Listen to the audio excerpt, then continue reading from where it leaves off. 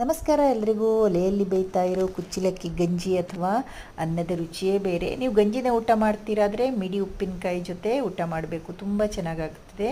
ನಾನಿವತ್ತು ಸಾಂಬಾರು ಮಾಡ್ಕೊಂಡಿದ್ದೀನಿ, ಹಾಗೆ ಅನ್ನ ತಗೊಳ್ತಾ ಇದ್ದೀನಿ. ಅದಕ್ಕೋಸ್ಕರ ನಾನು ಈ ಬಸಿಯೋ ಪಾತ್ರೆ ತಗೊಂಡಿದ್ದೀನಿ.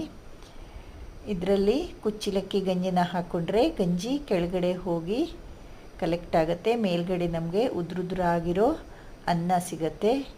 ಇದು ಸಾಂಬಾರ್ ಹಾಗೂ ಮೊಸರಿನ ಜೊತೆ ಕುಚ್ಚಲಕ್ಕಿ ಅನ್ನ ಊಟ ಮಾಡಬೇಕು, ತುಂಬ ರುಚಿಕರವಾಗಿರುತ್ತೆ. ನೋಡಿ, ನಮ್ಮದು ಉದುರುದುರಾಗಿರೋ ಅನ್ನ ರೆಡಿಯಾಗಿದೆ. ಹಾಗೆ ಉಪ್ಪು ಹಾಗೂ ಮಿಡಿ ಉಪ್ಪಿನಕಾಯಿನ ಬಡಿಸಿಟ್ಕೊಂಡಿದ್ದೀನಿ. ಈಗ ಒಂದು ಪೋರ್ಷನಿಗೆ ಸಾಂಬಾರ್ ಹಾಗೂ ಇನ್ನೊಂದು ಪೋರ್ಷನಿಗೆ ಮೊಸರು ಹಾಕ್ಕೊಂಡು ಮಧ್ಯಾಹ್ನದ ಊಟ ಮಾಡ್ತಾಯಿದ್ದೀನಿ.